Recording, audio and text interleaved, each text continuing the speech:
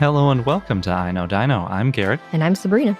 And today's podcast is brought to you by our wonderful t-shirt store. If you're interested in getting a t-shirt featuring our podcast and one of many different dinosaur designs, then head over to bit.ly/iknowdinostore, all lowercase. This week, in our 248th episode, we have an incredible amount of news, including a new sauropodomorph from South Africa. We also have Dinosaur of the Day, Polacanthus, and of course, our fun fact. But before we get into all of that, we'd like to thank some of our patrons who keep the podcast running. And this week, we'd like to thank Lucas and Eli, Wyatt, the Georges family, John Heck, Ranger Chris from Dino for Hire, Ray, Oliver E., Andrew and Helena Webb, Callum, Ricky, William, Red Sox Rex, Wouter, Shirak, and Moss Utah Raptor. Yeah, thank you so much for all of your support. It really means a lot to us. And we mention this a lot, but it really does help us keep this podcast going. So thank you. And if you want to join this growing community of amazing dinosaur enthusiasts, then check out our page, patreon.com/iknowdino. Jumping into the news, we have a new dinosaur. Thanks to Velociraptor256 for mentioning it on our Discord server. This one was published in Pure J and written by Kimberly Chappell, Paul Barrett, and others. And in it, they describe Ngwervu Intlo Ko, which is in the Xhosa language. I did my best to pronounce that properly. The full name translates to gray skull, and researchers have been calling it that for years. The skull is gray, and therefore, why not call it gray skull? Makes sense. But they, for a long time, thought that it was just a regular Massospondylus caranitus, which was described way back in the 1800s. And it's a sauropodomorph. It was collected by the University of Witwatersrand in South Africa, and it sat in their collections for a long time. It's interesting, a lot of the articles about it are like new species found that's been overlooked for 30 years. Yeah, even though that happens a lot. It does. And it's also not a new species, it's a new genus. But I guess a lot of people don't know what a genus is, so they go with species. So Massospondylus fans already know a lot about Ngwervu because obviously they're very similar if it's been considered as a Massospondylus for a long time. So just like Massospondylus, it's an early Jurassic sauropodomorph. This one was found in the Elliott Formation. Not too surprising since that's where a lot of the South African stuff comes from. It's bipedal. It's got a similar small boxy head to Massospondylus. It's got the same peg-like teeth. It's also probably an herbivore, although they say it may have eaten the occasional animal.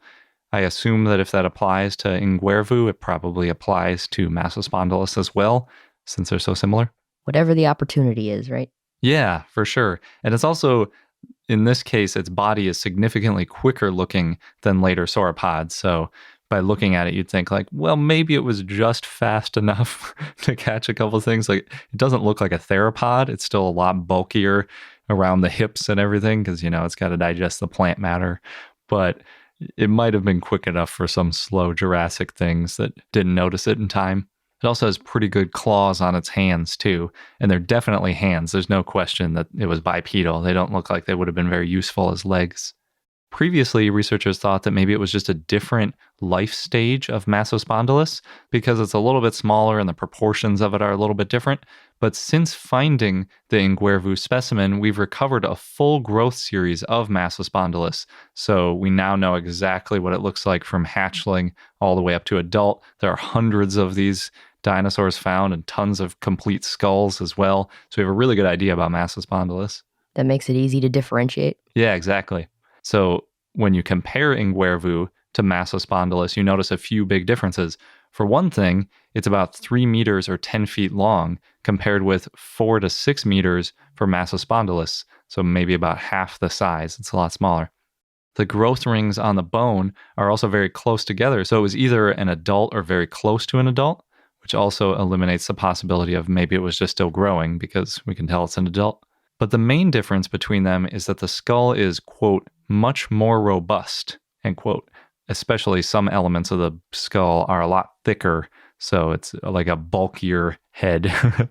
And that's the kind of thing that you don't usually see in individual variation. So it looks like it's definitely its own species at the very least.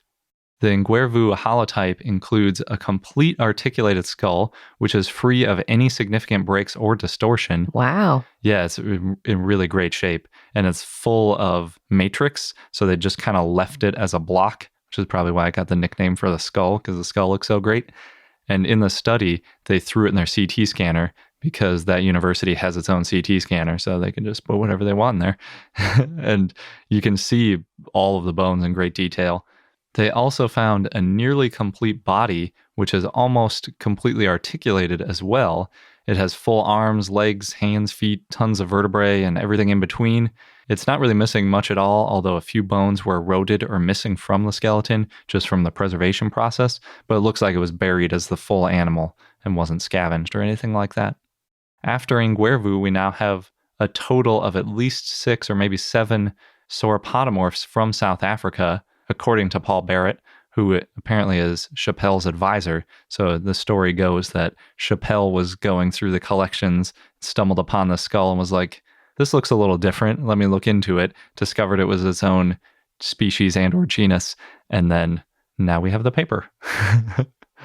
It's really interesting to me that they classified Nguervu as its own genus and not just another species under Massospondylus, because Barrett named another Massospondylus species, Massospondylus kaale, 10 years ago. So 10 years ago, they named a subspecies of Massospondylus, and now they're naming something that looks a lot like Massospondylus as its own genus. So there might be some jockeying for phylogenetic position going on later. Or the skull was really that different? Yeah, maybe. I think the other thing it could be is that Massospondylus kaale only had a partial skull, so there weren't as many unique traits to differentiate it, whereas Nguervu has the really complete skull as well as a whole body to go with it. But if we find a more complete kaale, maybe they'll want to give it its own genus name later. Next, thanks to Jurassic Ben27, who shared this one with us, there's an update on Mission Jurassic. That's an international team of American, British, and Dutch scientists that are excavating in North Wyoming in the U.S. in the Morrison Formation. And this includes Phil Manning from the University of Manchester, who's also a scientist in residence at the Children's Museum of Indianapolis. So this team thinks that there could be more than 100 dinosaurs within this 1 square mile area, including a new species. And so far, they've found 4 or 5 sauropods, footprints, and many fossil plants. Manning said, quote, "There's probably enough dinosaur material here to keep 1,000 paleontologists happy for 1,000 years. That's a lot of work to do. Yes, well, they actually only have 20 years to do it because the Children's Museum has signed a 20-year exploration lease on the land, and that's why Manning is working with many colleagues, including his co-chief scientist, Victoria Egerton. So the exact location is not being shared to protect the fossils, but somewhere in northern Wyoming. That is quite epic. Mm-hmm. Maybe they need to get some other museums involved if it's enough for 1,000 paleontologists. They're working on it, yeah. There's a lot of interested museums. That's good. A team from the University of Alberta has been exploring the bone beds at Pipestone Creek, which is near the Philip J. Currie Museum in Alberta, Canada. Garrett and I have been there. Yeah, we saw a bunch of people working on it in the early days of the podcast. Yes, including Phil Currie. The site is known for hadrosaur fossils, and at one site they found a group of juvenile hadrosaurs, and they're trying to figure out what happened and what species it is. And at another site, they've gotten a variety of small dinosaurs and turtles, fish, crocodilians, and a mammal tooth. We'll update if and when we hear more. I think when we were there, they were looking at a site that was full of ceratopsians. That sounds familiar. We sort of just barged in on them. In Scotland, the Scottish government's working on better protecting the fossils on the Isle of Skye, which is also known as Dinosaur Isle, and they've issued a nature conservation order, and that means that fossils can only be removed for scientific purposes or to preserve them, and residents are being asked to report any suspicious activity. And this is because in the past, some of the locations have been damaged and some fossils have been removed in what looks like an organized search for valuable specimens, and that includes some dinosaur footprints, so hopefully this order helps. In India, a group of scientists are pushing for a bill that will designate and safeguard fossil sites, and this bill is called the Geoheritage Conservation and Promotion Bill. Many sites in India known for fossils have either been shut down by landowners or developed, and then the fossils were lost. And in India, paleontology isn't that big. Universities have geology departments, but they don't offer many paleontology courses. And there's also not a place to preserve notable finds. Mm. But they do have some great fossils, and a lot of cool dinosaurs have come out of India. So hopefully this goes through. Yeah, get a nice new museum. Yeah. Place to store them. That's a good way to start. Yes, I do think there are museums being built. In Romania, new dinosaur nests have been found. They're most likely from a hadrosaur, maybe Telmatosaurus, that is one that lived in the area in the late Cretaceous. Research started 3 years ago, and Dino Park Raznov, which is a dinosaur-themed park, opened a new exhibit of the real egg nests and replicas of the nests with hatchlings so people can see. In London, the Natural History Museum has made their holotype of Mantellosaurus more widely available for research by digitizing it.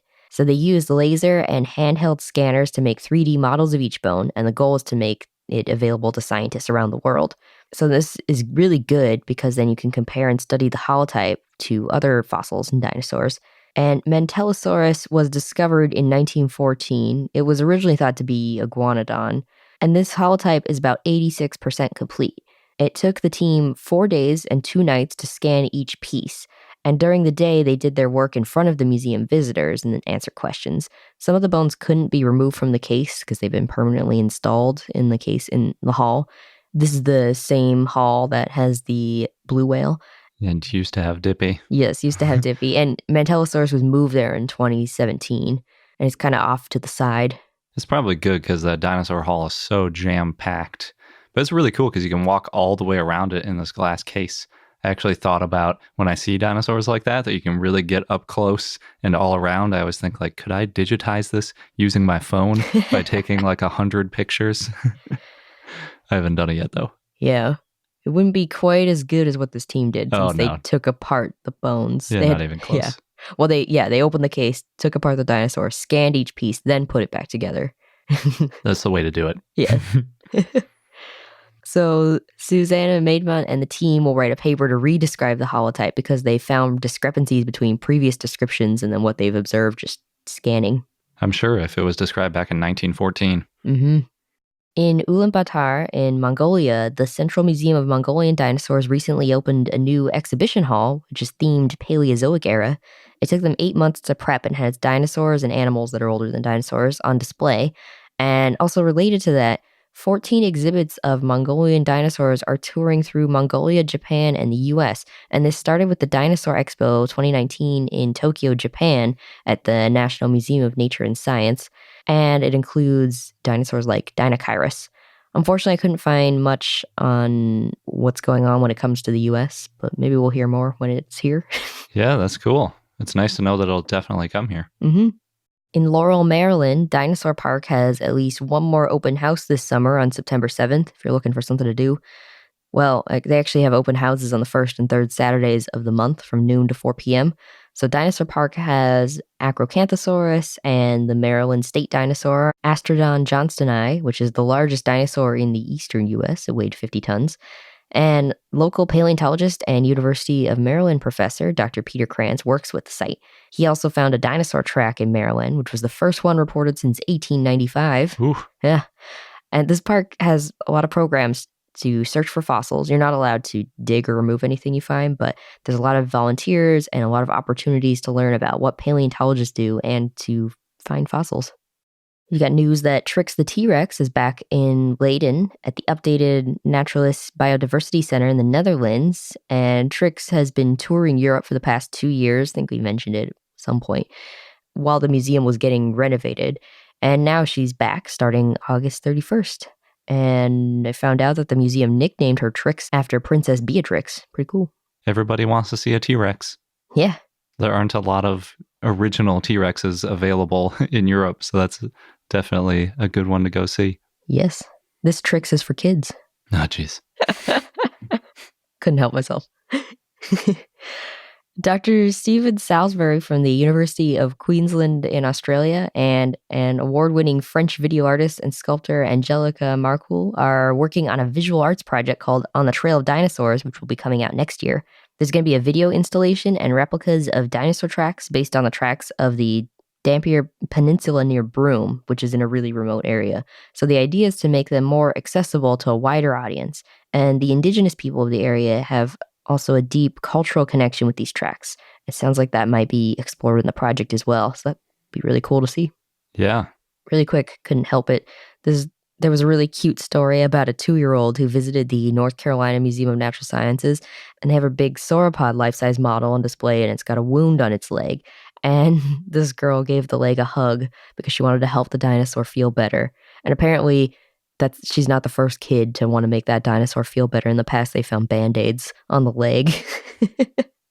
When we visited that museum, I also gave that dinosaur a hug. It's just so huggable. It is. In Hermosa, South Dakota, a rancher, Kenny Brown, recently retired, and he's now spending his time volunteering at the School of Mines Paleontology Research Lab prepping fossils. And he said that a paleontologist from the school visited his school when he was in 4th grade, and that started his passion for fossils. But he decided to ranch, and when he was young, his father opened the family ranch to the School of Mines students, and they ended up naming a mosasaur after him, Hinosaurus ken browni. It's pretty fun. And Brown said that he's learned a lot through this partnership, and he's also bequeathed his 1,300-acre ranch to the School of Mines to help inspire future fossil hunters. Holy cow. Yeah. That's quite the gift. It is. National Fossil Day is coming up in the U.S. on October 16th, and there's already a lot of events planned. So the PLOS One blog keeps an updated list of all these events. So far, I saw something going on in at least 19 states, either in parks, museums, or libraries. And a lot of them are having a fossil day or a dinosaur day with fossil hunts and talks, and we'll share the link so you can check it out, see if there's something near you. Next, thanks to O'Neill, who reached out and shared this cool tidbit with us. So O'Neill was listening to our episode where we talked about the dinosaur puppet at Universal Studios, and he's worked as a manager at an animatronic dinosaur park, and they had a backpack juvenile T-Rex puppet, which could be what they use at Universal or something similar. So O'Neill said, quote, "I've been inside it a few times. It's like a spaceship on the inside, which switches for everything. Typically, we have a fan inside for airflow and a monitor hooked up to a camera that is positioned in the right nostril of the puppet, and then all types of controls for the eyes and jaw. We also had a headset that we wore to make the noises that were hooked up to a guitar distortion pedal and then an internal speaker. The weight of the puppet was between 70 to 80 pounds, depending on which puppet we used that day, and performers were only allowed to be inside for 30 minutes max." Pretty cool to know. Thanks for the insight. The juvenile T-Rex that we had at our wedding had a similar rule. I know that there were a couple of performers and they switched out every 30 minutes. Mm-hmm. But I think it was there for like an hour or two. It wasn't there for too long, so they must have run out of performers. Yeah. I know some of our patrons also have businesses that have these puppets, could go to events, and we've heard the similar things about the time limit. Yeah. It's not light. There's a lot of latex and paint and stuff on top of those. On August 29th, the U.S. Postal Service is issuing 4 new T-Rex stamps with what's called a lenticular element, and that gives it more depth and simulates motion. Sort of like a hologram. Yes, exactly. So they do this by, quote, applying a transparent ridge plastic overlay that alters a viewer's perception of the scene when the stamp is rotated slightly. So yeah, sounds exactly like a holographic. We've talked about these stamps before, but I don't think we confirmed the dates. So August 29th, which is the day after this episode airs, there's 4 designs. One's of a newly hatched T-Rex that's fuzzy. There's 2 juvenile T-Rex, which are of the nation's T-Rex, and then there's a skeletal T-Rex. Nice. I'd have to get some new stamps. Mm-hmm. And last, Nickelodeon has a new animated series coming out September 14th, Lego Jurassic World: Legend of Isla Nublar, which is a prequel to Jurassic World, and it follows Claire and Owen around the park.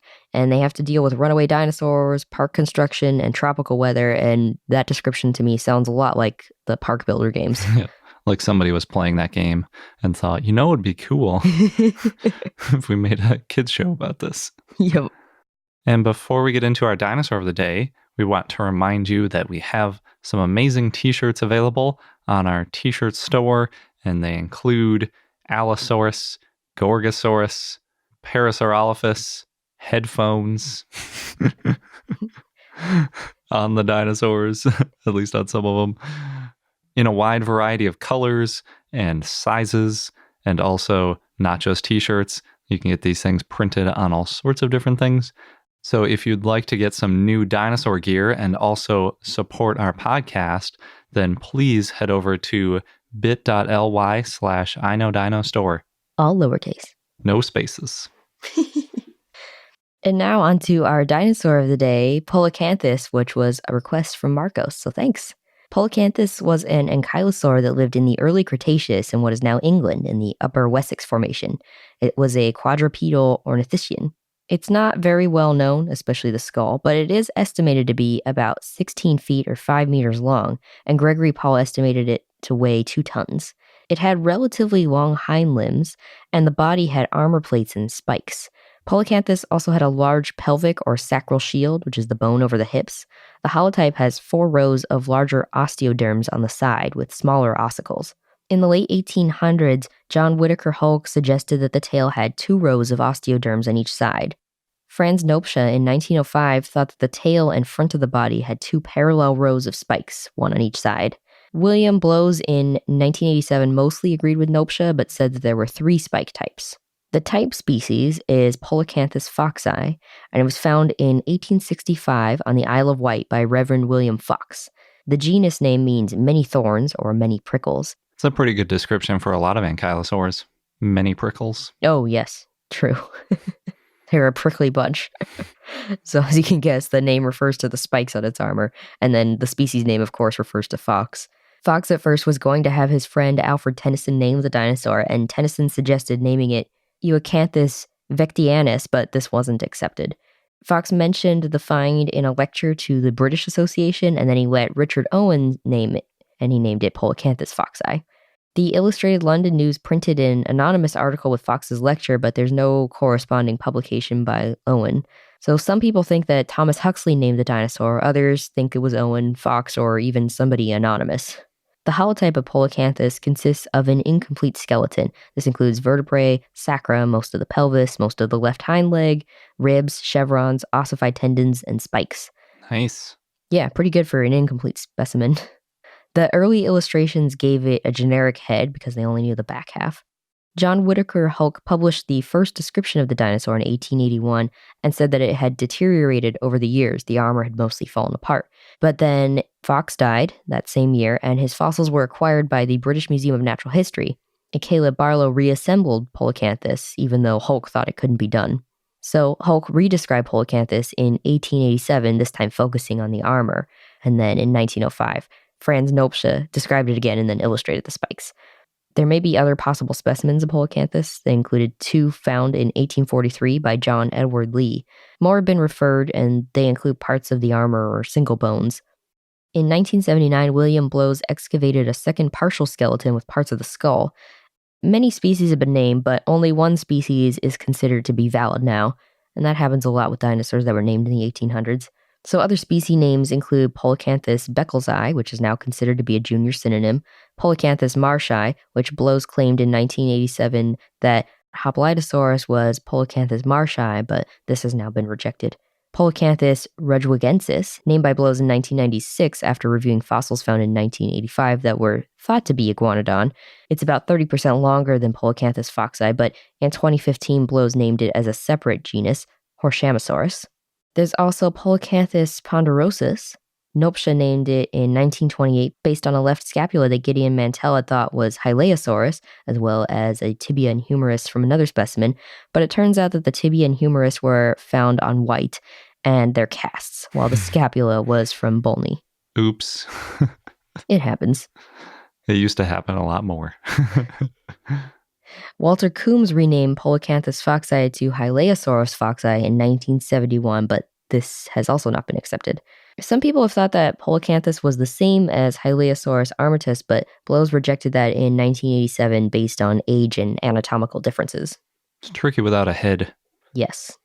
And our fun fact of the day is that there's new evidence that some theropods in Mongolia laid eggs in groups at nesting sites. It's kind of a big communal, let's all lay eggs together kind of moment. Fun. This is from a recent article in Geology by Kohei Tanaka et al., and they found 15 nests with over 50 eggs combined, And they can tell that it's a colony because there's a unique 2-layer sediment infilling the eggs. So there's this red band in between the layers, and it goes right inside some of the eggs because some of the eggs were filled by sediment after they hatched or were predated or otherwise broken open. So you can see they were all deposited at the exact same time, because a lot of times we're not sure if it's just a repeat visitor laying eggs in kind of the same area, or, thousands of years apart, there's just different animals that are like, oh, it's next to a river. That's a good place to lay some eggs. So it's pretty unique in that way that we can tell they're all buried at the exact same time. And therefore, since they're eggs, they weren't sitting around for years and years, that they were all laid in the same season. The eggs are about 80 million years old.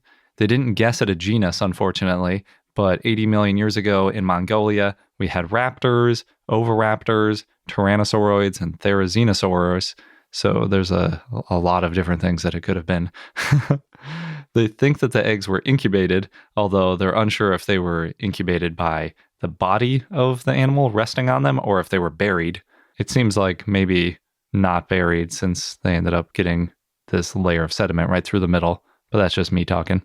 Interestingly, they think this is evidence that colonial nesting, quote, likely evolved initially among non-brooding, non-avian dinosaurs to increase nesting success, end quote. And I'm not sure why they say that after saying that they're not sure if they were incubated by the animal brooding or not, but I guess it's just because we're pushing back the origin of these colonial nests earlier, and maybe that means that, well, if they were nesting in colonies so early, maybe it was before they learned how to brood. I'm not really sure. There's lots of birds and crocodilians that do this today, so it's not too surprising that dinosaurs were doing this all that time ago. The number one reason that people usually cite is that it helps for predator defense, because it's just more eyes looking out and potentially helping you gang up and maybe scare off a predator, depending on how big you are compared to the predator. It can also be a good way to meet up with mates. If you think about things like an albatross, where they separate for long periods of time, if they're meeting up at the same nesting site, it's just a convenient place to meet, because the main thing they do together is mate. They can lay eggs and then go their separate ways for the rest of the year and then come back to the mating site together. And then depending on if they reuse nests, it can also save energy, because if you're just coming back to the same nest, you don't have to worry about scrounging around, figuring out how you're going to lay the eggs, how you're going to place them, all that kind of detail. You can just go right back to the same spot, which a lot of animals do today as well. So it makes sense that dinosaurs were doing this a long time ago, but it's cool that we finally have evidence that sort of proves it. Yes, definitely. And that wraps up this episode of I Know Dino. Thanks for listening. Don't forget to subscribe so you don't miss out on any new episodes. And if you want to join our growing community, check out our page at patreon.com/iknowdino. Thanks again, and until next time.